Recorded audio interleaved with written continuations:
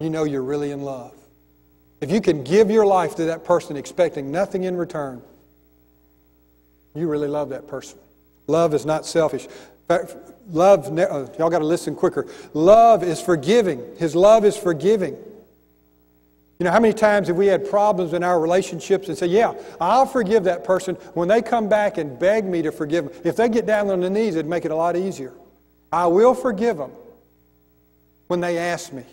I'll be spiritual. I will forgive if they ask me. Let me tell you, Christ's love commands us to forgive even if they don't ask us. See, the opposite of forgiveness is bitterness. And bitterness is like a match, but it only burns the one who holds it. And if we don't forgive, we're going to become bitter. Bitterness is like a cancer. It destroys whatever contains it. I remember as a boy, I used to siphon gas out of my dad's pickup. That's how I filled up my lawnmower to cut grass. And so one day, I couldn't get to the pickup, so I siphoned gas into a styrofoam cup. Anybody ever done that before? You ought to try it sometime. It doesn't work. That gas will eat that cup up just like that. And that's what bitterness will do to your heart. It will destroy your heart. It will eat you from the inside out. And so Christ's love is forgiving. As He forgave us, we need to forgive others. As a matter of fact, that's what He taught us in the Lord's Prayer. To forgive us our trespasses as we forgive those who trespass against us. Christ's love commands us to forgive. Are you quick to forgive? See, forgiveness brings freedom.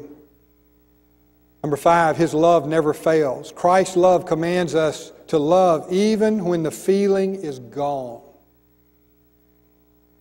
His love never fails. Feelings of emotion rise and fall, come and go. But true love is a decision. You don't fall in love. You fall in holes. You don't fall out of love. You fall out of trees. You make decisions about who you will love and who you will not love. You know, love is not some quiver in our liver that we can't control. That's not what love's all about. Love is when we make a decision to spend our life with one person for the rest of your life. That's what love is all about. Love never fails. Do you think Jesus felt an emotional love for those soldiers as they were spitting on Him? Do you think Jesus felt an emotional love for those soldiers as they were whipping Him? As they crammed that crown of thorns on His head? Do you think He felt an emotional love for those men? Do you think He felt an emotional love for them when they were driving spikes through His wrist? But He loved them enough to say, Father, forgive them. They don't know what they're doing. Folks, that's love. That's not an emotional love. That's a volitional act of love. This morning, do you feel inadequate to love like that? I do. And that's good because we can't do it. But Christ can do it through us. I am crucified with Christ. It's no longer I who live, but Christ lives in me. And He wants to love you and love through you. Quickly, number 3, the true disciple is loyal to Christ's cause. Simon Peter said to Him, Lord, where are you going? By that question, Jesus knew that He was willing to follow Him, or thought He was willing to follow Him anywhere He went. Where I go, you cannot follow me now, but you will follow me later. Peter said to Him, Lord, why can I not follow you right now? I will lay down my life for you. This is a very familiar conversation between Jesus and Peter. What we have here is an emotional promise of loyalty. That's what Peter's doing. He said, I will follow you. I will lay down my life for you. He was making a promise from his emotion. How many of you have made promises like that similar to the Lord? Lord, I'm going to start reading my Bible. I'm going to do it every day. Lord, I'm going to start this year. I'm going to be faithful in my worship attendance. I'm going to be there every Sunday, maybe Sunday night sometime. I'm going to be faithful in worship. Lord, I'm going to start sharing Christ at work. I'm going to become a real witness on my job. And we make these emotional promises that we are never able to keep. Promises, promises, promises.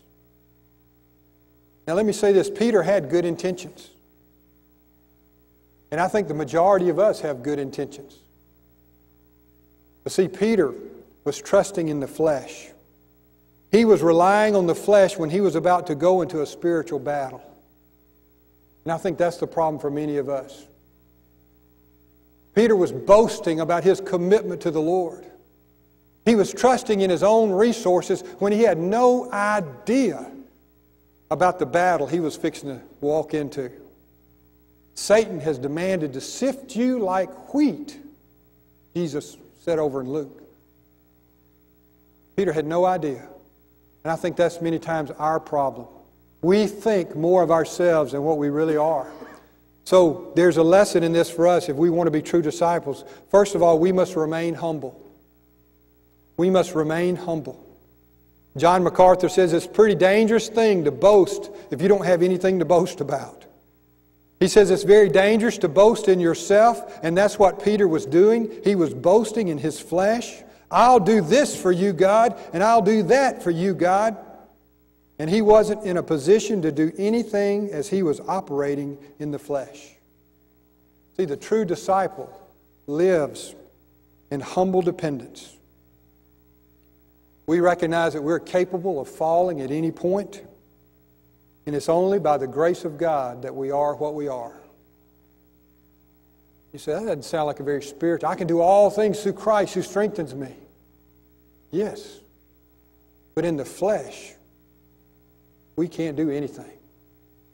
Jesus said, I am the vine, you're the branches. He who abides in me and I in him, the same bringeth forth much fruit. But apart from me, you can do what? Nothing. Nothing. Well, Paul says, I am chief among sinners. I am nothing. I am nothing in and of myself. But I can, through Christ, do all things. We must live in humble dependence upon him. Secondly, we must pray. In Luke chapter 22, Jesus takes the disciples into the garden and he commands them, pray that you may not enter into temptation. And he withdrew from them about a stone's throw and he knelt down and Jesus began to pray.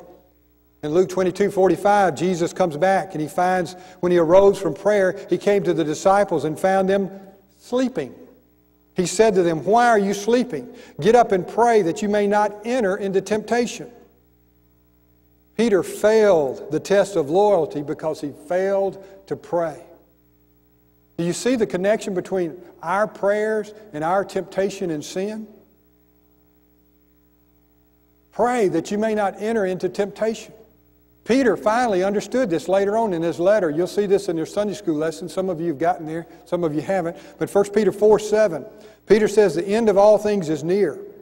Therefore be of sound judgment and sober spirit for the purpose of prayer.